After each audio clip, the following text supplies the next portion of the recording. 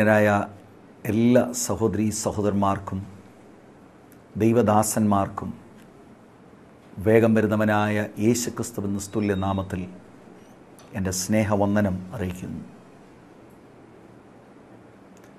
ഈ 12ാമത്തെ എപ്പിസോഡിലേക്ക് ദൈവവചനം പഠിക്കുവാൻ നമ്മളെ കൂട്ടിക്കൊണ്ടുവന്ന ദൈവത്തിന് ഞാൻ സ്തോത്രം കരേറ്റുന്നു. അപ്പോസ്തല പ്രവൃത്തികളുടെ ഈ ബൈബിൾ സ്റ്റഡിക്ക് വേണ്ടി ദൈവമക്കൾ പ്രാർത്ഥിക്കണം എന്ന് വിശേഷാൽ സ്നേഹത്തോടെ ഞാൻ നിങ്ങളെ ഓർപ്പിക്കുകയാണ്. ഞങ്ങളെ വിളിച്ച് ഞങ്ങളെ പ്രോത്സാഹിപ്പിക്കുന്ന എല്ലാ ദൈവമക്കൾക്കായും ദൈവത്തിന് സ്തോത്രം. ദൈവം നിങ്ങളെ ധാരാളമായി അനുഗ്രഹിക്കട്ടെ.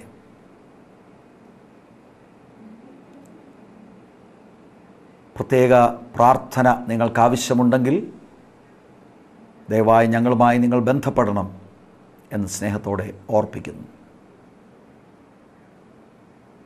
ഈ ഹാർവസ്റ്റ് TV ചാനലിനു വേണ്ടിയും ദൈവമക്കൾ പ്രാർത്ഥിക്കണം എന്ന് ഈ തരുണത്തിൽ ഞാൻ സൂചിപ്പിക്കുന്നു.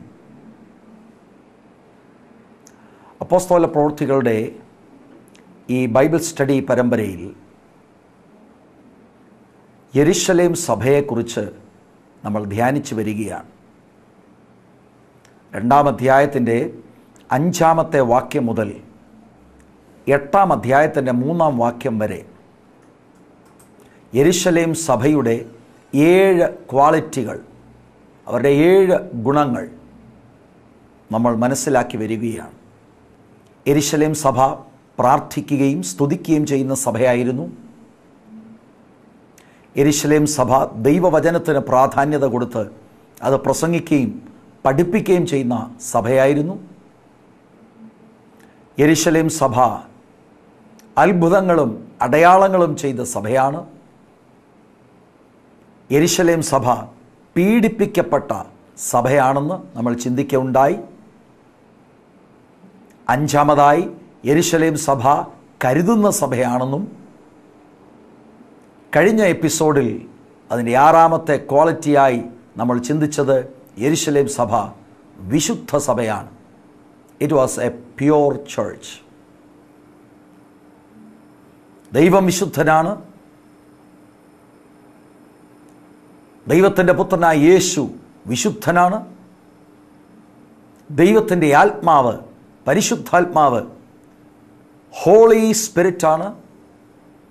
ദൈവസഭ യേശു കർത്താവിൻ്റെ ആത്മീക ശരീരമാകുന്ന സഭ പ്യുവറാണ്, വിശുദ്ധമാണ്. അങ്ങനെ ഒരു വിശുദ്ധ ഗണത്തെ ചേർക്കുവാനാണ് യേശു 2ാമത് വീണ്ടും വരുന്നത്.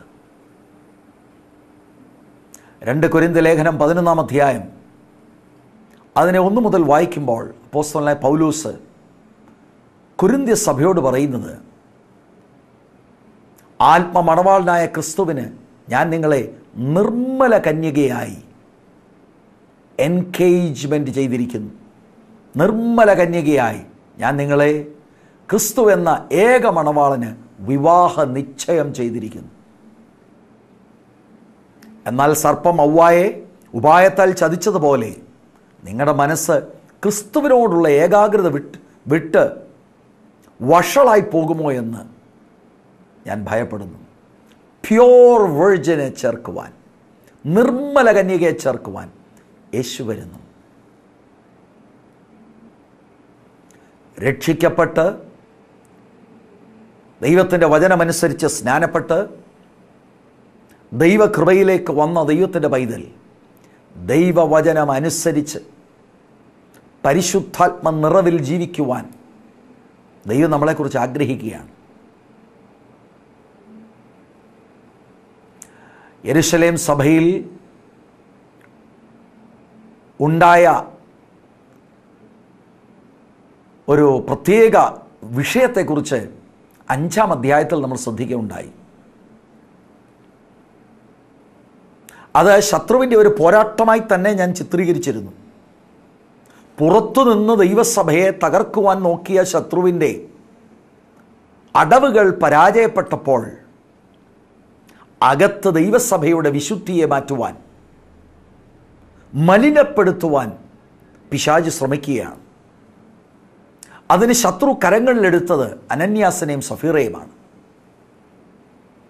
ഒരുപക്ഷെങ്കിൽ നേരത്തെ തന്നെ ദൈവസഭയോട് നേർന്നതാവാൻ സാധ്യതയുണ്ട്. അവരുടെ വസ്തു വിറ്റ് കിട്ടുന്ന ആ മുഴുവൻ തുകയും അവർ ദൈവസഭയ്ക്ക് കൊടുക്കാം എന്നൊരു പക്ഷെങ്കിൽ ഉറപ്പ് കൊടുത്തിരുന്ന് കാണും. എന്നാൽ വസ്തു വിറ്റപ്പോൾ ഒരു ഭാഗം അവർ മാറ്റിവെച്ചിട്ട് കുറച്ചുകൊണ്ട് അപ്പോസ്തലന്മാരുടെ കാൽച്ചുവട്ടിൽ വെച്ചു. അത് വിവേചിച്ചറിഞ്ഞ പത്രോസ്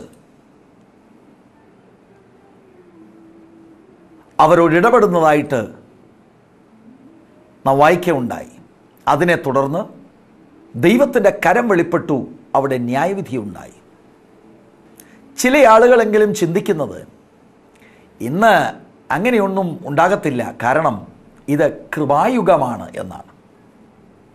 പക്ഷേ സഹോദരങ്ങളെ, ഈ സംഭവം 5-ാം അധ്യായത്തിൽ എഴുതുന്ന ഈ സംഭവം കൃപായുഗത്തിലാണ് ഉണ്ടായത്. സഭ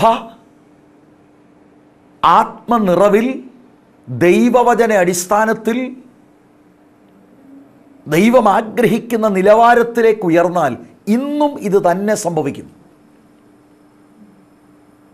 പ്രത്യേകിച്ച് തിരുവെഴുത്തിലെ സൂചന, കർത്താവിൻ്റെ മേശയിൽ നമ്മൾ പങ്കുചേരുമ്പോൾ അയോഗ്യമായി അതിനകത്ത് പങ്കുചേർന്നാൽ അത് നിമിത്തം നിങ്ങളിൽ ചിലർ ബലഹീനരാകും, രോഗികളാകും, നിദ്ര കൊള്ളും.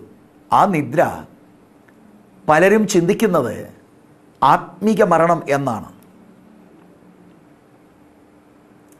ബലഹീനത അക്ഷരികമായിട്ടാണെങ്കിൽ, രോഗം അക്ഷരികമായി ഉണ്ടാകുമെങ്കിൽ നിദ്ര കൊള്ളുന്നതും അക്ഷരികമായി തന്നെ സംഭവിക്കും.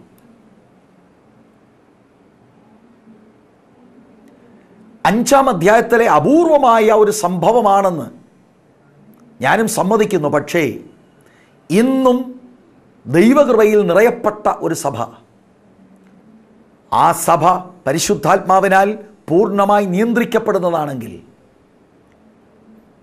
വ്യാജമായോ കളവ് പറഞ്ഞോ ഒന്നും അതിൽ എസ്കേപ്പ് ചെയ്യാൻ സാധ്യമല്ല.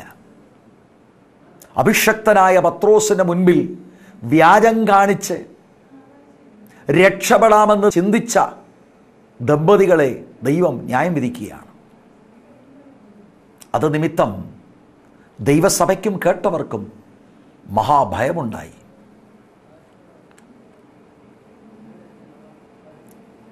ഈ വചനങ്ങൾ നമ്മളിൽ തന്നെ ഭയമുണ്ടാകട്ടെ. ഈ നിലവാരത്തിലേക്ക് സഭ ഉയരുവാൻ കർത്താവ് കൃപ ചെയ്യട്ടെ. The church of Jesus Christ is A pure church. കാരണം യേശുവിൻ്റെ ആത്മീക ശരീരമാണ് സഭ. ഇന്ന് നമ്മൾ ധ്യാനിക്കാൻ പോകുന്നത് 7ാമത്തെ ക്വാളിറ്റിയാണ്, പ്രോഗ്രസ്സിംഗ് ചർച്ച്. യെരുശലേം സഭ വളരുന്ന സഭയായിരുന്നു. ജീവനുള്ള സഭ, ദൈവകൃപയിൽ നിൽക്കുന്ന സഭ വളരുന്ന സഭയായിരിക്കും. അപ്പോൾ തന്നെ ഇവിടെ എനിക്ക് സൂചിപ്പിക്കാൻ താല്പര്യമുള്ളത് കേവലം നമ്പേഴ്സിൽ മാത്രമുള്ള വളർച്ചയല്ല. നമ്പേഴ്സിൽ വളരണം, പക്ഷേ ആ ക്വാണ്ടിറ്റി ക്വാളിറ്റി ഉള്ള ആളുകളായിരിക്കണം. ക്വാണ്ടിറ്റി മാത്രമല്ല ചർച്ച് ഗ്രോത്ത്. അതൊരു പക്ഷെങ്കിൽ ആ സംഘടന വളർന്നു കാണും. റിയൽ ചർച്ചിൻ്റെ ഗ്രോത്ത് ക്വാളിറ്റിയും ക്വാണ്ടിറ്റിയും കൂടെ ചേർന്നതാണ്. കേവലം സംഖ്യയിൽ മാത്രം തൃപ്തിപ്പെടാനല്ല ദൈവം നമ്മളെക്കുറിച്ച് ആഗ്രഹിക്കുന്നത്. എന്നാൽ കടന്നു വരുന്നവർ ആരോഗ്യമുള്ള, തിരുവെഴുത്ത് പറയുന്നത് പോലുള്ള ക്രിസ്തീയ ജീവിതം നയിക്കുന്നവരായിരിക്കണം. ഞാൻ ചില വേദഭാഗങ്ങളിലൂടെ നിങ്ങളെ ഒന്ന് കൊണ്ടുപോകുവാൻ താല്പര്യപ്പെടുകയാണ്. പ്രത്യേകിച്ച് നമ്മൾ ചിന്തിക്കുന്നത് യെരുശലേം സഭയോടുള്ള ബന്ധത്തിലാണല്ലോ. അതിൻ്റെ 1-ാമത്തെ അധ്യായത്തിലേക്ക് ഞാൻ നിങ്ങളുടെ ശ്രദ്ധ തിരിക്കുകയാണ്. 1-ാം അധ്യായം അതിൻ്റെ 15-ാം വാക്യം. 1-ാം അധ്യായത്തിൻ്റെ 15-ാം വാക്യം. 1-ാം അധ്യായത്തെക്കുറിച്ച് ഇതിനോടകം ദൈവമക്കൾക്കറിയാമല്ലോ. 1-ാമത്തെ അധ്യായത്തിലാണ് ഉയർത്തെഴുന്നേറ്റ കർത്താവ് സ്വർഗാരോഹണം ചെയ്യുന്നതിന് മുമ്പ് 40 ദിവസം ഭൂമിയിലായിരുന്നു എന്നും ആ സമയത്ത് പരിശുദ്ധാത്മാവിനെക്കുറിച്ചുള്ള വാഗ്ദത്തം ശിഷ്യന്മാർക്ക് താൻ കൊടുത്തിരുന്നു. എന്നിട്ട് അവർ കാണെ താൻ സ്വർഗാരോഹണം ചെയ്തു. അതിനുശേഷം ശിഷ്യന്മാർ മാളിക മുറിയിൽ അവർ വന്ന് കാത്തിരിക്കുകയാണ്. പ്രാർത്ഥനയിൽ അവർ സമയം ചെലവഴിക്കുകയാണ്. ആ 15-ാം വാക്യം ഞാൻ നിങ്ങളുടെ ശ്രദ്ധയിൽ കൊണ്ടുവരുന്നു. ആ കാലത്ത് ഏകദേശം 120 പേരുള്ള ഒരു സംഘം കൂടിയിരിക്കുമ്പോൾ, 120 പേരുടെ സംഘം, അതിനകത്ത് ശിഷ്യന്മാരുണ്ട്, കർത്താവിൻ്റെ അമ്മയാകുന്ന മറിയയുണ്ട്, കർത്താവിൻ്റെ സഹോദരന്മാരുണ്ട്, ഒരു പക്ഷെങ്കിൽ 70 ശിഷ്യന്മാരിൽ ചിലർ അതിനകത്ത് കണ്ടേക്കാം. അങ്ങനെയുള്ള ഒരു സംഘം യേശു പറഞ്ഞ വാഗ്ദത്തത്തിനായി അവർ കാത്തിരിക്കുകയാണ്. അപ്പം നോക്കൂ, അവിടെ 120 പേരാണവർ. ആ 120 പേരുടെ ക്വാളിറ്റി 14-ാമത്തെ വാക്യം നമ്മൾ വായിച്ചാൽ അതിൻ്റെ അവസാന ഭാഗത്ത് ഒരുമനപ്പെട്ട പ്രാർത്ഥന കഴിച്ചു പോകുന്നു. വാഗ്ദത്തത്തിൽ വിശ്വസിക്കുന്ന, പ്രാർത്ഥനയിൽ ഉറ്റിരിക്കുന്ന, ആ 1-ാം അധ്യായത്തിൽ തന്നെ മറ്റ് സൂചനകളുണ്ട്, ദൈവവചനം ധ്യാനിക്കുന്ന ആ സംഘം, ക്വാളിറ്റിയുള്ള 120 പേർ. ഒരു പക്ഷെങ്കിൽ ഔദ്യോഗികമായി അവരെ സഭ എന്ന് ഇപ്പോൾ നമ്മൾക്ക് വിളിക്കാൻ കഴിയത്തില്ലെങ്കിലും ഇവരുടെ മേൽ പരിശുദ്ധാത്മാവ് പെന്തക്കോസ്ത് ദിവസം വന്നപ്പോഴാണല്ലോ സഭ എന്ന് നമ്മൾ അവരെ വിളിക്കുന്നത്. അപ്പം 120 പേരുടെ സംഘമാണ് മാളിക മുറിയിൽ പ്രാർത്ഥനയിൽ സമയം ചെലവഴിക്കുന്നത്. ആ 120 പേര് ക്വാളിറ്റി ഉള്ളവരാണ്. അവരിൽ നല്ല പങ്കും കർത്താവിനെ കൂടെ നടന്ന് ശുശ്രൂഷയെ അനുഭവിച്ചവരും ശുശ്രൂഷയിൽ ട്രെയിൻഡായവരുമാണ്. അടുത്തതായിട്ട് കാണുന്നത് 2-ാം അധ്യായത്തിലേക്ക് നമ്മൾ വരണം. ആ ചർച്ച് ഗ്രോത്തിനെ പറ്റി ഞാൻ നിങ്ങളുടെ ശ്രദ്ധയിൽ ഇത് കൊണ്ടുവരികയാണ്. കേവലം നമ്പേഴ്സ് മാത്രമല്ല, ക്വാളിറ്റിയുമുണ്ട്. Quality and quantity. ചിലർ ചിന്തിക്കുന്ന പോലെ ക്വാളിറ്റി മാത്രമല്ല, ക്വാളിറ്റി ഉള്ളവർ പെരുകണം. അതാണ് നമ്മൾ യെരുശലേം സഭയിൽ കാണുന്നത്. 2-ാം അധ്യായത്തിൻ്റെ 41-ാം വാക്യം. അവൻ്റെ വാക്ക് കൈക്കൊണ്ടവർ സ്നാനമേറ്റു. അന്ന് 3000-ഓളം പേർ അവരോട് ചേർന്നു. ആരാണ് ഇവർ? 2-ാം അധ്യായത്തിൻ്റെ ആദ്യത്തെ 4 വാക്യങ്ങളിലാണ് വാഗ്ദത്തമാം പരിശുദ്ധാത്മാവ് കാത്തിരുന്ന 120 പേരുടെ മേൽ വരുന്നത്. അതിനുശേഷം 14-ാം വാക്യം മുതൽ ഓടിക്കൂടിയവരുടെ നടുവിൽ പത്രോസ് മറ്റു 11 പേരുടെ കൂടെ എഴുന്നേറ്റ് നിന്ന് പ്രസംഗിക്കുന്ന ഒരു പ്രഭാഷണമാണ്. 14 മുതൽ 36 വരെയുള്ള വാക്യങ്ങൾ. അപ്പം ദൈവവചനം കേട്ടവർ അവർ റെസ്പോണ്ട് ചെയ്തത്, സഹോദരന്മാരെ ഞങ്ങൾ എന്ത് ചെയ്യണം? അതിൻ്റെ കാരണം കേട്ട ദൈവവചനം അവരുടെ ഹൃദയത്തിൽ വലിയ ട്രാൻസ്ഫർമേഷൻ കൊണ്ടുവന്നു. പാരമ്പര്യ യഹൂദന്മാരാണ്. അവരുടെ പാരമ്പര്യത്തെ വിട്ട് കേട്ട വചനപ്രകാരം യേശുക്രിസ്തുവിനെ മെസ്സയ്യായ സ്വീകരിക്കുവാൻ അവർ തയ്യാറായി. ദൈവവചനം കേട്ട് വചനവും പരിശുദ്ധാത്മാവും കൂടെ ഹൃദയത്തിൽ രൂപാന്തരം വന്നവരാണവർ. എന്നിട്ട് ഞങ്ങൾ എന്ത് ചെയ്യണമെന്ന ചോദ്യത്തിന് പത്രോസ് 38-ാം വാക്യത്തിൽ പറയും, നിങ്ങൾ മാനസാന്തരപ്പെടണം. നിങ്ങളുടെ പാപങ്ങളുടെ മോചനത്തിനായി ഓരോരുത്തൻ യേശുക്രിസ്തുവിൻ്റെ നാമത്തിൽ സ്നാനമേറ്റാൽ പരിശുദ്ധാത്മാവെന്ന ദാനം നിങ്ങൾക്ക് കിട്ടും. അങ്ങനെ അവൻ്റെ വാക്ക് കൈക്കൊണ്ടവർ. അതല്ലേ 41 വാക്യം പറയുന്നത്, അവൻ്റെ വാക്ക് കൈക്കൊണ്ടവർ. അങ്ങനെയെങ്കിൽ അവർ മാനസാന്തരപ്പെട്ടവരാണ്. അങ്ങനെയെങ്കിൽ അവർ യേശുക്രിസ്തുവിൽ വിശ്വസിച്ചവരാണ്. അവർ യേശുക്രിസ്തുവിനോട് ചേരുവാൻ പരസ്യമായി വെള്ളത്തിലിറങ്ങി സ്നാനപ്പെട്ടവരാണ്. നോക്കൂ, 3000 പേർ ചേർന്നു എന്ന് പറയുന്നത്, അവരോട് കൂടി ചേർന്ന 3000 പേർ ക്വാളിറ്റി ഉള്ളവരായിരുന്നു.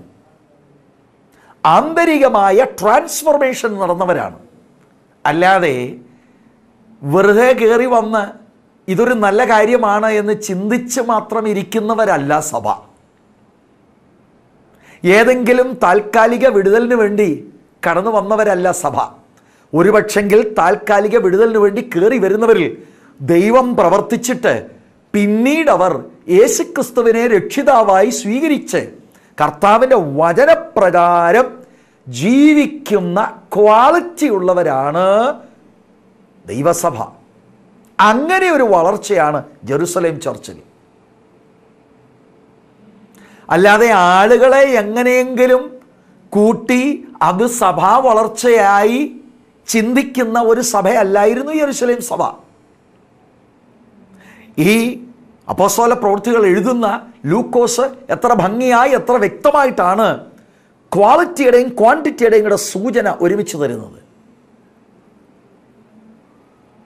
മാത്രമല്ല, ഈ വാക്ക് കൈക്കൊണ്ട് ആ ശേഷം അവർ സ്നാനപ്പെട്ട് അവരോട് ചേർന്നു എന്ന് പറഞ്ഞ ശേഷം 42 മുതലുള്ള വാക്യങ്ങൾ ഞാൻ ഇതിനോടകം ദൈവമക്കൾക്ക് വായിച്ച് കേൾപ്പിച്ചിട്ടുള്ളതാണ്.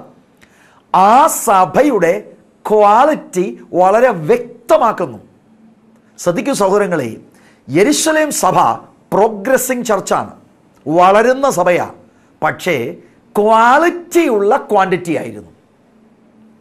42 വാക്യം മുതൽ അവർ അപ്പോസ്തലന്മാരുടെ ഉപദേശം കേട്ടും ദൈവവചന പഠിപ്പിക്കൽ ഉണ്ടായിരുന്നു. They were taught God's word. കൂട്ടായ്മ ആചരിച്ചും ഫെലോഷിപ്പുള്ള സഭ, അപ്പം നുറുക്കിയും പ്രാർത്ഥന കഴിച്ചും പോന്നു. ലോർഡ് സപ്പറുള്ള സഭ, പ്രാർത്ഥനയുള്ള സഭ, ക്വാളിറ്റിയെ കാണിക്കുക. ബാക്കി 43 മുതൽ എല്ലാവർക്കും ഭയമായി അപ്പോസ്തലന്മാരാൽ ഏറിയ അത്ഭുതങ്ങളും അടയാളങ്ങളും നടന്നു. അങ്ങനെ ഒരു സഭ. വിശ്വസിച്ചവർ എല്ലാവരും ഒരുമിച്ചിരുന്ന് സകലവും പൊതുവക എന്ന് എണ്ണുകയും ജന്മഭൂമികളും വസ്തുക്കളും വിറ്റ് അവനവന് ആവശ്യമുള്ളതുപോലെ എല്ലാവർക്കും പങ്കിടുകയും. ഷെയർ ചെയ്ത സഭ, അത് കൂട്ടായ്മയുടെ ഒരു ഭാഗമാണ്. 46 ഒരുമനപ്പെട്ട് ദിനം പ്രതി ദേവാലയത്തിൽ കൂടി വരികയും വീട്ടിൽ അപ്പം നുറുക്കിക്കൊണ്ട് ഉല്ലാസവും ഹൃദയപരമാർത്ഥതയും പൂണ്ട് ഭക്ഷണം കഴിക്കുകയും. വീടുകളിൽ ഭക്ഷണം ഒരുമിച്ച് കഴിച്ച സഭ. ഇതെല്ലാം അവരുടെ ഐക്യതയും അവരിലുള്ള കൂട്ടായ്മയും കാണിക്കുന്ന വാക്കുകളാണ്. അങ്ങനെ ക്വാളിറ്റിയുള്ള ഒരു ക്വാണ്ടിറ്റിയാണ് അപ്പോസ്തല പ്രവൃത്തികളിൽ നാം കാണുന്നത്. ഉപരി വിപ്ലവമായി ചിന്തിക്കുന്നവരുണ്ട്. എങ്ങനെയെങ്കിലും കുറച്ച് പേര് പെട്ടെന്ന് വന്നു, അവരെല്ലാം കൂടെ കൂട്ടി ഒരു യോഗമായി, അവർക്കെല്ലാം ഒരു നല്ല അന്തരീക്ഷം, ഒരു ഉണർവായി, അത് സഭയാണ്, അത് വിടുതലാണ് എന്ന് ചിന്തിക്കുന്നവരുണ്ട്. അങ്ങനെ ഒരു സഭയല്ല യെരുശലേം സഭ. യെരുശലേം സഭയിൽ തീർച്ചയായും ക്വാണ്ടിറ്റി ഉണ്ടായിരുന്നു. 120 പേരിൽ നിന്ന് 3120 പക്ഷെ അത് എങ്ങനെയുള്ളവരാണ്? Those who were dedicated for prayer, to learn God's word, ഒരുമിച്ച് കൂട്ടായ്മ, ഫെലോഷിപ്പ്, ലോർഡ് സപ്പർ, ഒരുമിച്ച് ഭവനങ്ങളിൽ കൂട്ടായ്മ ആചരിക്കുക. അങ്ങനെ സ്നേഹത്തിലും ഐക്യതയിലുമുള്ള ഒരു ചർച്ച്. എന്നിട്ട് 47 വാക്യം ശ്രദ്ധേയമാണ്. ദൈവത്തെ സ്തുതിക്കുകയും സകല ജനത്തിൻ്റെയും കൃപ അനുഭവിക്കുകയും ചെയ്തു. കർത്താവ് രക്ഷിക്കപ്പെടുന്നവരെ ദിനം പ്രതി സഭയോട് ചേർത്തുകൊണ്ടിരുന്നു. അവിടെയും നമ്മൾ ചർച്ച് ഗ്രോത്ത് കാണുന്ന 47. പക്ഷെ അവിടെയും കണ്ടോ ക്വാളിറ്റി ആൻഡ് ക്വാണ്ടിറ്റി. രക്ഷിക്കപ്പെടുന്നവരെ ദിനം പ്രതി സഭയോട് ചേർത്തു. ചേർക്കുന്നത് കർത്താവാണ്. ആരെയാണ് ചേർക്കുന്നത്? രക്ഷിക്കപ്പെടുന്നവരെ. മാനസാന്തരപ്പെട്ട് യേശുക്രിസ്തുവിൻ്റെ ലോർഡ്ഷിപ്പിൻ കീഴിൽ വരുന്നവരെ. അതാണ് ചർച്ച്. അങ്ങനെ ഒരു ചർച്ച് ഗ്രോത്ത് ജെറുസലേം ചർച്ചിന് ഉണ്ടായിരുന്നു. ചർച്ച് ഗ്രോത്ത് ദൈവവചനം പറയുന്ന ഒരു സത്യമാണ്. ചർച്ച് ഗ്രോ ചെയ്യണം. ക്വാളിറ്റി ഉണ്ടാവണം, ക്വാണ്ടിറ്റി ഉണ്ടാവണം. ക്വാളിറ്റി മാത്രം മതി, ക്വാണ്ടിറ്റി വേണ്ട എന്ന ചിന്ത ഈ ദൈവവചനത്തിന് നിരക്കുന്ന ചിന്തയല്ല. ദൈവവചനത്തിൽ ക്വാണ്ടിറ്റി ഉണ്ടാകണം. അഥവാ കടന്നു വരുന്ന ദൈവമക്കൾ ദൈവവചന ഉപദേശത്തിൽ, പഥ്യ ഉപദേശത്തിൽ നിലനിൽക്കുന്നവരും അങ്ങനെയുള്ളവരെയാണ് നമ്മൾ കൂട്ടുവാൻ ശ്രമിക്കേണ്ടത്. സഭായോഗങ്ങളിൽ ആർക്കും കടന്നു വരാം. വിടുതലിന് വേണ്ടി കടന്നു വരുന്നവരുണ്ട്, പാപികളായിട്ടുള്ളവരുണ്ട്. അവർക്കെല്ലാവർക്കും കടന്നു വരാൻ എല്ലാവർക്കും സ്വാഗതമാണ്. അവിടെ കടന്നു വന്നാണ് ദൈവവചനം കേൾക്കേണ്ടത്. അവിടെ കടന്നു വന്നാണ് വിടുതൽ അനുഭവിക്കേണ്ടത്. യേശുവിന് ചുറ്റിനും എപ്പോഴും ആളുണ്ടായിരുന്നു, ആയിരക്കണക്കിന് ആളുകൾ ഉണ്ടായിരുന്നു. അതിൻ്റെ അർത്ഥം ആളുള്ളിടത്തെല്ലാം യേശു ഉണ്ടെന്നല്ല. യേശു ഉള്ളിടത്ത് ആളുകൾ എപ്പോഴും കൂടിയിരുന്നു. എന്തിനാണ്? ദൈവവചനം കേൾക്കുവാൻ, രോഗങ്ങൾ സൗഖ്യമാകുവാൻ, വിടുതലിന് വേണ്ടി ആളുകൾ എന്നും തിക്കും തിരക്കും യേശുവിന് ചുറ്റിനും ഉണ്ടാക്കിയിരുന്നു. പക്ഷേ ആ തിക്കും തിരക്കും ഉണ്ടാക്കിയവരെല്ലാം സഭയുടെ ഭാഗമായില്ല. 120 പേരാണ് മാളികമുറിയിൽ നാം കാണുന്നത്. ക്വാളിറ്റി ഉള്ളവർ. അതിനുശേഷം 3000 പേർ അവരോട് ചേർന്നു. ക്വാളിറ്റി ഉള്ളവർ. പിന്നെ നമ്മൾ വായിക്കുന്നു, രക്ഷിക്കപ്പെട്ടവരെ കർത്താവ് ദിനംപ്രതി സഭയോട് ചേർത്തു. തൻ്റെ ഐഹിക ജീവിതത്തിൽ കർത്താവ് പ്രവർത്തിച്ചു. ഇപ്പോഴും കർത്താവാണ് പ്രവർത്തിക്കുന്നത് സഭയോട് ആളുകളെ ചേർക്കാൻ. ക്വാളിറ്റി ഉള്ളവരായിരിക്കണം, ക്വാണ്ടിറ്റിയും വേണം. ക്വാണ്ടിറ്റി മാത്രമല്ല, ക്വാളിറ്റിയും വേണം. ക്വാളിറ്റി മാത്രമല്ല, ക്വാളിറ്റി ഉണ്ടെങ്കിൽ ആളുകളിലൂടെ കടന്നു വരണം. ക്വാളിറ്റി മാത്രം മതി, ക്വാണ്ടിറ്റി വേണ്ട എന്ന ആശയവും, ക്വാണ്ടിറ്റി മാത്രം മതി, ക്വാളിറ്റി വിഷയമല്ല എന്ന ആശയവും മാറി ക്വാളിറ്റിയുള്ള ക്വാണ്ടിറ്റി, അഥവാ ക്വാണ്ടിറ്റിക്ക് ക്വാളിറ്റി വേണം എന്ന ആശയമാണ് യെരുശലേം സഭയിലൂടെ നമുക്ക് കിട്ടുന്നത്. നമുക്ക് മുന്നോട്ട് പോകാം. 4-ാം അധ്യായത്തിൻ്റെ 4-ാം വാക്യം. എന്നാൽ വചനം കേട്ടവരിൽ പലരും വിശ്വസിച്ചു, പുരുഷന്മാരുടെ എണ്ണം തന്നെ 5000-ഓളം ആയി. ഇതിനോടകം ദൈവമക്കൾക്കറിയാം, 3-ാം അധ്യായത്തിലാണ് 40 വയസ്സിന് മേളിലുള്ള ഒരു മുടന്തൻ അത്ഭുതകരമായി വിടുതൽ പ്രാപിക്കുന്നത്. അതിനെ തുടർന്ന് ഓടിക്കൂടിയവരോട് ദൈവത്തിൻ്റെ മാറ്റമില്ലാത്ത വചനം അപ്പോസ്തലന്മാർ പറഞ്ഞു. പത്രോസ് അത് പ്രസംഗിച്ചു. അങ്ങനെ ആ വചനത്തിൽ വിശ്വസിച്ചവർ, ഇവിടെ നമ്മൾ വായിക്കുന്നത്, ആ പുരുഷന്മാരുടെ എണ്ണം തന്നെ 5000-ഓളമായി. ഇവരുടെ ക്വാളിറ്റി എങ്ങനെയാണ്? ഇതിൻ്റെ മേൽഭാഗങ്ങൾ 4-ാം അധ്യായത്തിൻ്റെ 1 മുതൽ നമ്മൾ വായിച്ചാൽ, 1 മുതലും അതിനുശേഷം 5-ാമത്തെ വാക്യം മുതലുള്ള ഭാഗങ്ങൾ 4-ാം അധ്യായത്തിലെ നമ്മൾ വായിച്ചാൽ, 4-ാം അധ്യായത്തിൽ ആദ്യത്തെ 3 വാക്യവും പിന്നെ 5 മുതലുള്ള വാക്യങ്ങളും ശ്രദ്ധിച്ചാൽ ശക്തമായ പീഡനം അവിടെ ഉണ്ടായി. 3-ാം അധ്യായത്തിൽ നടന്ന അത്ഭുതത്തെ തുടർന്ന് പത്രോസിൻ്റെ പ്രസംഗത്തോട് സെനദ്രി സംഘം, അന്നത്തെ നേതൃത്വം എതിർക്കുകയാണ്. പക്ഷെ എതിർപ്പുള്ള പശ്ചാത്തലത്തിൽ പരസ്യമായി യേശുക്രിസ്തുവിൽ വിശ്വസിക്കാൻ തയ്യാറായവർ, അവർ ക്വാളിറ്റി ഉള്ളവരാണ്.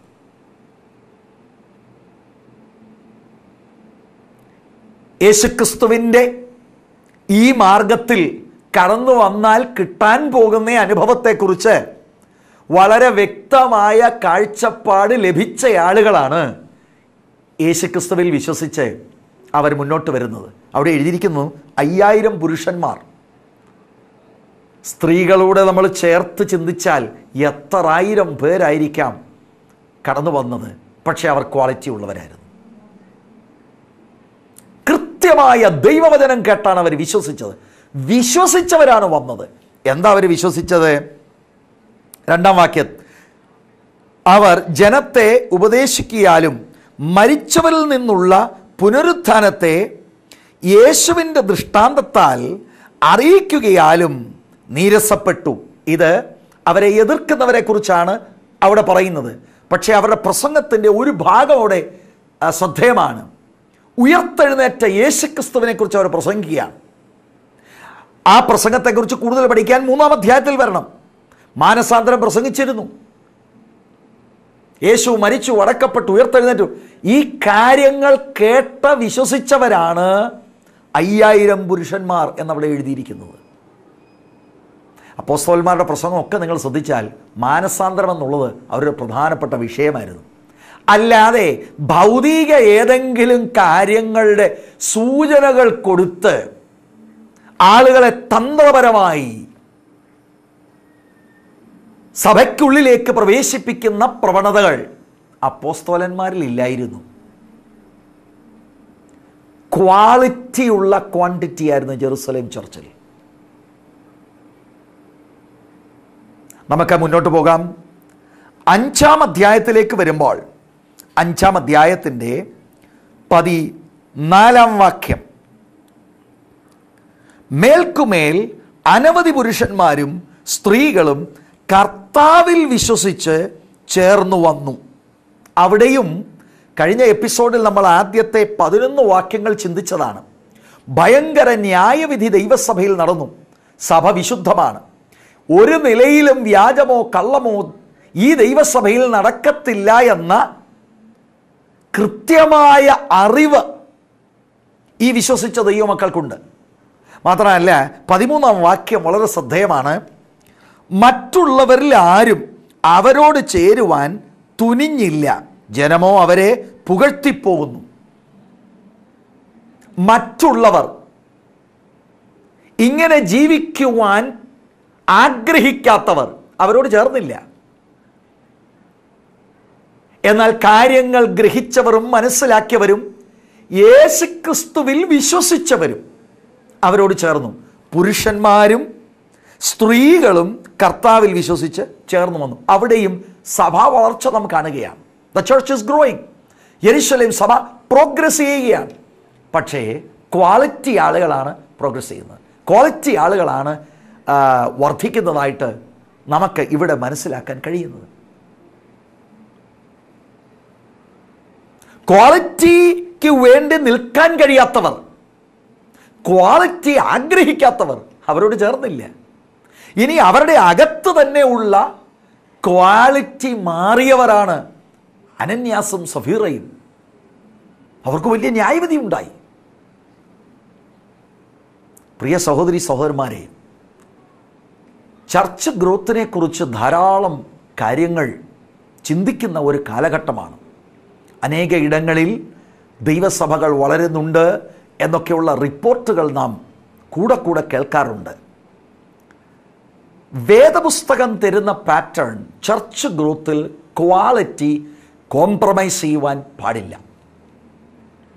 ക്വാളിറ്റി ഇല്ലാത്ത കേവല നമ്പേഴ്സ് അത് ചർച്ച് ഗ്രോത്ത് അല്ല. അത് കുറേ ആളുകൾ വന്നിരിക്കുന്നു എന്നതിൽ കവിഞ്ഞ് that is not the church of Jesus Christ. യെരുശലേം സഭയെക്കുറിച്ചാണല്ലോ നമ്മൾ ചിന്തിച്ചു വരുന്നത്. They were a progressing church. സഭ വളർച്ചയുണ്ടായവരാണ്. ആ വളർച്ചയെ നമ്മളൊന്ന് ചിന്തിക്കുകയാണ്. 6-ാം അധ്യായത്തിൻ്റെ 1-ാം വാക്യം ഇങ്ങനെയാണ് പറയുന്നത്. ആ കാലത്ത് ശിഷ്യന്മാർ പെരുകി വരുമ്പോൾ, ശിഷ്യന്മാർ, ആ പ്രയോഗം ശ്രദ്ധിക്കണം, ശിഷ്യന്മാർ പെരുകി വരുമ്പോൾ. പിന്നീട് വിശദീകരിക്കുന്നത് അവിടെ ഉണ്ടായ ഒരു പ്രശ്നത്തെക്കുറിച്ചാണ്. എന്നാൽ കഴിഞ്ഞ ദിവസം ഞാൻ ഓർപ്പിച്ചതുപോലെ ആ പ്രശ്നത്തിന് പരിഹാരമുണ്ടായി. അവർക്ക് ആത്മീയ നേതൃത്വം കൊടുക്കുന്ന അപ്പോസ്തലന്മാർ പ്രശ്നത്തിൻ്റെ നടുവിൽ വളരെ ഫ്ലെക്സിബിളായിരുന്നു. അവരുടെ സ്റ്റാൻഡ് ശരിയല്ല എന്നവർക്ക് ബോധ്യമായി. ദൈവവചനത്തിലും പ്രാർത്ഥനയിലും അവർ ഉറ്റിരിക്കുവാൻ പിന്നെയും അവരവരെ തന്നെ സമർപ്പിക്കുന്നു. മേശമേൽ ശുശ്രൂഷിക്കുവാൻ ആത്മപൂർണരായ 7 പുരുഷന്മാരെ തിരഞ്ഞെടുക്കുവാൻ ദൈവസഭയെ അവർ നിർദ്ദേശിക്കുന്നു. അങ്ങനെ അതെല്ലാവർക്കും ആ ഒരു പ്രപ്പോസൽ ഇഷ്ടമായി. അങ്ങനെ ആ പ്രശ്നം അവിടെ സോൾവ് ആകുകയാണ്. അടുത്ത വാക്യങ്ങൾ നിങ്ങൾ പരിശോധിക്കണം. അതിൻ്റെ 7-ാം വചനം, ദൈവവചനം പരന്നു, യെരുശലേമിൽ ശിഷ്യന്മാരുടെ എണ്ണം ഏറ്റവും പെരുകി. ക്വാളിറ്റി എത്ര വ്യക്തമായിട്ടാണ് ലൂക്കോസ് വെളിപ്പെടുത്തുന്നത്. ആരാ പെരുകിയത്? ശിഷ്യന്മാരുടെ എണ്ണം. കേവല വിശ്വാസിയല്ല ശിഷ്യൻ. ശിഷ്യൻ എന്ന വാക്കുകൊണ്ട് ലേണർ, ദൈവവചനം കൃത്യമായി പഠിക്കുവാൻ മനസ്സ് വെച്ച് പഠിക്കുന്നവർ, യേശുവിനെ പോലെയാകുവാൻ സമർപ്പിക്കപ്പെട്ടവർ, ശിഷ്യന്മാരാണ് പെരുകിയത്. ചർച്ച് ഗ്രോത്ത് ഉണ്ടായി. ചർച്ച് ഗ്രോത്ത് ഉണ്ടാകണം. പക്ഷെ എങ്ങനെയുള്ള ഗ്രോത്താണ് ദൈവവചനം വെളിപ്പെടുത്തുന്നത്? ക്വാളിറ്റി കോംപ്രമൈസ് ചെയ്തൊരു ഗ്രോത്ത് നമ്മൾ ഈ പഠിക്കുന്ന ദൈവവചനത്തിൽ ഒരിക്കലും പറഞ്ഞിട്ടില്ല. It's quality with quality. ശിഷ്യന്മാരുടെ എണ്ണം ഏറ്റവും പെരുകി. അടുത്തത് ശ്രദ്ധിക്കണം, പുരോഹിതന്മാരിലും വലിയൊരു കൂട്ടം വിശ്വാസത്തിന് അധീനരായി തീർന്നു. പ്രീസ്റ്റ് ആയിട്ടുള്ളവർ അവരും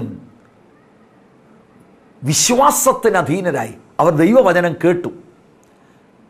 ആ കേട്ട വചനപ്രകാരം ജീവിക്കുവാൻ അവരെ തന്നെ അവർ വിധേയപ്പെടുത്തി കൊടുത്തു. അതാണ് church growth. Praise the Lord. എത്രയോ അനുഗ്രഹിക്കപ്പെട്ട സഭാ വളർച്ചയാണ് യെരുശലേം സഭയ്ക്ക് ഉണ്ടായത്. ഇതുപോലെ ഇന്ന് സാധ്യമാണോ? തീർച്ചയായും ഇന്ന് സാധ്യമാണ്. പരിശുദ്ധാത്മാവ് അതിനാണ് ദൈവസഭയിൽ അതിശക്തിയോടെ പ്രവർത്തിക്കുവാൻ ഇറങ്ങി വന്നിരിക്കുന്നത്. പരിശുദ്ധാത്മാവാണ് ശുശ്രൂഷകരെ പ്രാപ്തരാക്കുന്നത്. ദൈവവചനം പറയുവാനും വചനത്തെ ഉറപ്പിക്കുന്ന ക്രിയകൾ പരിശുദ്ധാത്മാവിനാലാണ് സംഭവിക്കുന്നത്. അങ്ങനെ ദൈവവചനത്തെ അത്ഭുതങ്ങളാലും അടയാളങ്ങളാലും വീര്യപ്രവൃത്തികളാലും ദൈവം ഉറപ്പിക്കുമ്പോൾ ആളുകളുടെ അകക്കണ്ണ് തുറന്ന് യേശുക്രിസ്തുവിൽ വിശ്വസിക്കുവാൻ ഇടയായിത്തീരും. അങ്ങനെ വിശ്വസിച്ച് കടന്നു വരുന്നവരെ കർത്താവിനോട് ചേരുവാൻ അവർക്ക് സ്നാനം കൊടുത്ത് കർത്താവ് കൽപ്പിച്ചതെല്ലാം അവരെ പഠിപ്പിച്ച് കർത്താവിൻ്റെ ശിഷ്യരാക്കണം. അതാണ് ദൈവത്തിൻ്റെ വചനം നമുക്ക് തരുന്ന പാറ്റേൺ. അടുത്തതായി ഞാൻ നിങ്ങളുടെ ശ്രദ്ധയിൽ കൊണ്ടുവരാൻ താല്പര്യപ്പെടുന്നത്, ആരൊക്കെയാണ് ദൈവവചനം പരത്തിയത്? അപ്പോസ്തലന്മാർ ദൈവവചനം പരത്തി. അത് നമുക്ക് അറിയാം. 2-ാം അധ്യായത്തിൽ അപ്പോസ്തലനായ പത്രോസാണ് പ്രസംഗിച്ചത്. 3-ാം അധ്യായത്തിലും 4-ാം അധ്യായത്തിൻ്റെ ആദ്യ ഭാഗങ്ങൾ നമ്മൾ നോട്ട് ചെയ്തു. അപ്പോസ്തലനായ പത്രോസാണ് പ്രസംഗിച്ചത്. എന്നാൽ 6-ാം അധ്യായത്തിൽ വരുമ്പോൾ അവിടെ ഒരു 7 പുരുഷന്മാരെ തിരഞ്ഞെടുക്കുന്നുണ്ട്. അവർ ആത്മപൂർണരാണ്, ശ്വാസമുള്ളവരാണ്, നല്ല സാക്ഷ്യമുള്ളവരാണ്, ഡീക്കൺസാണവർ. അവരിൽ സ്തേഫാനോസിനെ കുറിച്ച് ഉള്ള കാര്യങ്ങൾ 6-ാം അധ്യായത്തിൽ ദൈവത്തിൻ്റെ ആത്മാവ് വെളിപ്പെടുത്തിയിട്ടുണ്ട്. 7-ാം അധ്യായം എന്ന് പറയുന്നത് സ്തേഫാനോസ് ഈ ഡീക്കൺസിൽ ഒരുവനായ ആത്മപൂർണനായ ഈ കർത്തൃഭൃത്യൻ 7-ാം അധ്യായത്തിൽ ഒരു വലിയ പ്രഭാഷണമാണ്. ലൂക്കോസ് അതിന് ക്വാളിറ്റി സ്പേസ് എടുത്ത് ഈ ഡീക്കൻ്റെ പ്രസംഗത്തെ വിവരിച്ചിരിക്കുകയാണ്. ഇസ്രായേലിൻ്റെ ചരിത്രം മുഴുവനും വിവരിക്കുകയാണ്. അതിൻ്റെ അവസാനത്തിലാണ് താനൊരു മാർട്ടിയറായി മാറുന്നത്. അഥവാ കേൾവിക്കാർ അദ്ദേഹത്തെ കല്ലെറിഞ്ഞ് കൊല്ലുകയാണ്. കേൾവിക്കാരുടെ കൂട്ടത്തിൽ വരും കാലങ്ങളിൽ ഒരു അപ്പോസ്തോല ശുശ്രൂഷയിലേക്ക് വരേണ്ട ശൗല് അവിടെയുണ്ട്. സുവിശേഷത്തിൻ്റെ ശക്തമായ ഇടപെടിയിൽ ഒരുപക്ഷെങ്കിൽ ശൗലിന് ഈ സ്തെഫാനോസിൻ്റെ പ്രസംഗത്തിലാണ് ഉണ്ടാവാൻ സാധ്യത.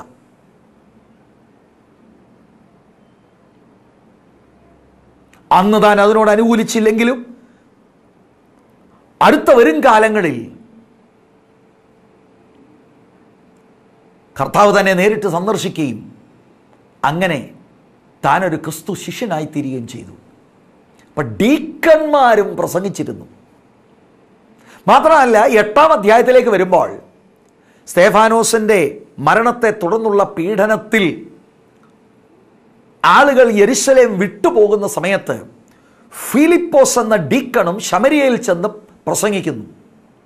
അപ്പോസ്തലന്മാർ മാത്രമല്ല ദൈവവചനം ശുശ്രൂഷിച്ചത്, ഡീക്കന്മാർ ദൈവവചനം ശുശ്രൂഷിച്ചിരുന്നു. സഭാ വളർച്ച അങ്ങനെയാണ് ഉണ്ടാകുന്നത്. അപ്പോസ്തലന്മാർ മാത്രമല്ല, ഡീക്കൺസ്, വളരെ ലളിതമായൊരു ഭാഷ ഉപയോഗിക്കാം, കമ്മിറ്റി അംഗങ്ങൾ ദൈവവചനം പ്രാഗൽഭ്യത്തോടെ പ്രസംഗിച്ചു. മൂന്നാമത് 8-ാം അധ്യായത്തിൻ്റെ 1-ാം വാക്യം ഇതിനോട് ചേർന്ന് വായിക്കുന്നു. അവനെ കുല ചെയ്തത് ശൗലിന് സമ്മതമായിരുന്നു. അന്ന് യെരുശലേമിലെ സഭയ്ക്കൊരു വലിയ ഉപദ്രവം നേരിട്ടു. അപ്പോസ്തലന്മാർ ഒഴികെ എല്ലാവരും യഹൂദിയ ശമരിയ ദേശങ്ങളിൽ ചിതറിപ്പോയി. 4-ാം വാക്യം, ചിതറിപ്പോയവർ വചനം സുവിശേഷീകരിച്ചുകൊണ്ട് അവിടവിടെ സഞ്ചരിച്ചു. ആ ചിതറിപ്പോയവർ അപ്പോസ്തലന്മാർ ഒഴികെയുള്ളവർ. ഡീക്കൻസ് 7 പേരെ ഉള്ളല്ലോ. അവ വിശ്വാസികൾ, ചിതറിപ്പോയ വിശ്വാസികളും ദൈവവചനം സംസാരിച്ചിരുന്നു. പരിശുദ്ധാത്മ നിറവുള്ള ഏതു വ്യക്തിക്കും കർത്താവിൻ്റെ മാറ്റമില്ലാത്ത സുവിശേഷം പറയുവാൻ കഴിയും. ആ സുവിശേഷം കേൾക്കുന്നവരിൽ വിശ്വാസമുളവാകും. അങ്ങനെയാണ് ദൈവസഭ വളരുന്നത്. അങ്ങനെ രക്ഷിക്കപ്പെടുന്നവർ ദൈവസഭയ്ക്കകത്ത് വരുമ്പോൾ അവരെ കർത്താവിൻ്റെ വചനം പഠിപ്പിച്ച് യേശുവിൻ്റെ ശിഷ്യരായി മാറ്റുക. സഭാ വളർച്ച ഉണ്ടാകണം. ജീവനുള്ള ഒരു സഭയുടെ ലക്ഷണമാണ് വളർച്ച. പക്ഷേ വളർച്ച കേവലം നമ്പേഴ്സിൽ മാത്രമല്ല, ക്വാണ്ടിറ്റിയോട് ചേർന്ന് ക്വാളിറ്റിയും ഉണ്ടായിരിക്കണം. ജെറുസലേം ചർച്ച് പ്രോഗ്രസിംഗ് ചർച്ചായിരുന്നു. ഇതുപോലെ ഈ കാലഘട്ടത്തിലെ ദൈവസഭകൾ വളരണം. പരിശുദ്ധാത്മാവിനോട് ചേർന്ന് പ്രവർത്തിക്കുവാൻ തയ്യാറായാൽ നാം ഉൾപ്പെട്ട് നിൽക്കുന്ന പ്രാദേശിക സഭയ്ക്ക് വളർച്ച ഉണ്ടാകും. അനേക ആളുകൾ പരാതികൾ പറഞ്ഞ് ദൈവസഭ വളരത്തില്ല എന്ന് ചിന്തിക്കുന്നവരുണ്ട്. ഇവിടെ ആ പ്രശ്നം, ഇവിടെ ഇന്ന ബന്ധനം, ഇവിടെ പ്രത്യേകമായുള്ള ഇന്ന കാര്യം, അതുകൊണ്ട് ഞങ്ങളുടെ സഭ വളരത്തില്ല. വളർത്തുന്നത് കർത്താവാണ്. പരിശുദ്ധാത്മാവാണ് ആളുകളെ ആകർഷിക്കുന്നത്. നമ്മുടെ സ്വന്തമായുള്ള എഫേർട്സ് അല്ല. നാം പരിശുദ്ധാത്മാവിനോട് ചേർന്ന് നിൽക്കുമ്പോൾ ആത്മാവ് നമ്മളിലൂടെ പ്രവർത്തിക്കും. ഏത് കട്ടിയായ സ്ഥലത്തിൻ്റെ കാഠിന്യതകൾക്കപ്പുറമായി ദൈവത്തിൻ്റെ ആത്മാവിനെ പ്രവർത്തിക്കാൻ കഴിയും. യഹൂദന്മാരുടെ ഈ പശ്ചാത്തലത്തിൽ യെരുശലേമിൽ ആത്മാവ് ഇറങ്ങി പ്രവർത്തിച്ച് ദൈവസഭയെ വളർത്തുവാൻ കഴിയുമെങ്കിൽ കേരളത്തിലും ഇന്ത്യയിലും ദൈവസഭയെ വളർത്തുവാൻ ദൈവത്തിൻ്റെ പരിശുദ്ധാത്മാവിന് കഴിയും. അപ്പോൾ തന്നെ രക്ഷിക്കപ്പെട്ട് കടന്നു വരുന്നവരെ ദൈവവചനം പഠിപ്പിച്ച് ക്വാളിറ്റിയുള്ള വിശ്വാസികളായി നിർത്തുവാൻ ദൈവസഭയ്ക്ക്, അതിന് നേതൃത്വം കൊടുക്കുന്നവർക്ക് കടപ്പാടുണ്ട്. ഒരുപക്ഷെങ്കിൽ എന്നെ ദൈവദാസന്മാർ കേൾക്കുന്നുണ്ടാവും. വർക്ക് ചെയ്യുന്ന ഇടങ്ങളിൽ ഒരാത്മാവ് പോലും വരാതെ വിഷമിക്കുന്ന ആളുകൾ എന്നെ കേൾക്കുന്നുണ്ടെങ്കിൽ ധൈര്യമായിരിക്കുക. ഒന്നുകൂടെ ദൈവകരങ്ങൾ സമർപ്പിക്കുക. പരിശുദ്ധാത്മാവിൻ്റെ അതിശക്തമായ ഒരു ഇടപെടലിൽ താങ്കളുടെ ശുശ്രൂഷയിൽ, സഭയിൽ ഈ വരുന്ന ദിവസങ്ങൾ ഉണ്ടാകുവാൻ ഒന്ന് ഏൽപ്പിച്ചു കൊടുക്കുക. അസാധ്യങ്ങളെ സാധ്യമാക്കുന്ന ജീവനുള്ള ദൈവം ഇന്നും ജീവിക്കുന്നു. ഞാൻ നിങ്ങൾക്ക് വേണ്ടി പ്രാർത്ഥിക്കുവാൻ താല്പര്യപ്പെടുകയാണ്. പാസ്റ്ററായിരിക്കാം, ഒരു പക്ഷെങ്കിൽ ഡീക്കണായിരിക്കാം, ഒരു പക്ഷെങ്കിൽ ഒരു വിശ്വാസി എന്ന പൊസിഷനിൽ മാത്രമുള്ളയാളായിരിക്കാം. ഞാൻ നിങ്ങൾക്ക് വേണ്ടി പ്രാർത്ഥിക്കാൻ താല്പര്യപ്പെടുകയാണ്. സഭാ വളർച്ച ആഗ്രഹിക്കുന്നുണ്ടോ? പോരാ, ക്വാണ്ടിറ്റി മാത്രമല്ല. കർത്താവേ, ഞങ്ങളുടെ സഭ ക്വാളിറ്റി ഉള്ള ഒരു സഭയായി. ലൈഫിലാണ് ഈ ക്വാളിറ്റി വെളിപ്പെടുന്നത്. പാപത്തെ ടോളറേറ്റ് ചെയ്യാത്ത, ഒരു നിലയിലും കോംപ്രമൈസ് ചെയ്യാത്ത, എന്ത് വിഷയത്തിൻ്റെ നടുവിലും യേശുവിന് വേണ്ടി നിൽക്കുന്ന ക്വാളിറ്റിയുള്ള ഒരു ചർച്ച്. ക്വാണ്ടിറ്റിയും ക്വാളിറ്റിയും കൂടി ഒരുമിച്ച് ആഗ്രഹിക്കുന്നെങ്കിൽ ഞാൻ നിങ്ങൾക്ക് കൂടി പ്രാർത്ഥിക്കുവാൻ പോവുകയാണ്. വേദനിക്കുന്ന ഹൃദയമായി ഇത് കേൾക്കുന്ന ദൈവത്തിൻ്റെ പൈതലേ, കർത്താവ് സാഹചര്യങ്ങളെ മാറ്റുവാൻ പോവുകയാണ്. നമുക്ക് പ്രാർത്ഥിക്കാം. കണ്ണുകൾ ദൈവത്തിൽ അടയ്ക്കാം. പരിശുദ്ധ കർത്താവേ, യെരുശലേം സഭ വളരുന്ന സഭയായിരുന്നു എന്നും കേവലം സംഖ്യയിലുള്ള വളർച്ച മാത്രമല്ല, ക്വാളിറ്റി ഉള്ളവരായിരുന്നുവെന്ന് ഞങ്ങൾക്ക് പഠിക്കുവാൻ കർത്താവ് കൃപ ചെയ്തു. ഞങ്ങൾ ഉൾപ്പെട്ട് നിൽക്കുന്ന പ്രാദേശിക സഭകൾ വളരുവാനും അത് ക്വാളിറ്റി ഉള്ള ഒരു വളർച്ചയായിരിക്കാൻ കർത്താവെ അവിടുന്ന് സഹായിക്കണമേ. വിശേഷാൽ ഹൃദയവേദനയോടെ സമർപ്പിക്കുന്ന ഈ ജീവിതങ്ങളെ കർത്താവിൻ്റെ ബലമുള്ള കരങ്ങളിലേക്ക് ഏൽപ്പിച്ച് പ്രാർത്ഥിക്കുന്നു. അവരുടെ ശുശ്രൂഷയുടെ മാറ്റുകൂട്ടണമേ. ദൈവകൃപയുടെ ആഴം അവർക്ക് വെളിപ്പെടുത്തി കൊടുക്കണമേ. ഈ പ്രാർത്ഥിക്കുന്ന വേളയിൽ തന്നെ പരിശുദ്ധാത്മാവിൻ്റെ വലിയ ശക്തിയുടെ വ്യാപാരം അവരുടെ മേൽ ദാനമായി കൊടുത്ത് ആത്മാവ് അവരിലൂടെ വരുന്ന ദിവസങ്ങളിൽ പ്രവർത്തിക്കുവാനായി അവരെ തൃക്കരങ്ങളിലേക്ക് ഏൽപ്പിച്ച് പ്രാർത്ഥിക്കുന്നു. കർത്തൃദാസന്മാരെ കർത്താവ് ബലപ്പെടുത്തണമേ. വരൾച്ച അനുഭവിക്കുന്ന ഇടത്ത് നിന്ന് കർത്താവെ പുതിയ ആത്മാക്കൾ കടന്നു വരുന്ന അനുഭവങ്ങൾ അവർക്ക് കൊടുക്കണമേ. മഹത്വം കർത്താവ് എടുക്കും. യേശു കർത്താവിൻ നാമത്തിൽ തന്നെ ആമേൻ. നിങ്ങളുടെ സഭകൾ വളരും. പരിശുദ്ധാത്മാവിനെ ഏൽപ്പിച്ചുകൊണ്ട് ക്വാളിറ്റിയും ക്വാണ്ടിറ്റിയും കൂടെ ചേർന്ന് ഒരു വലിയ വളർച്ച.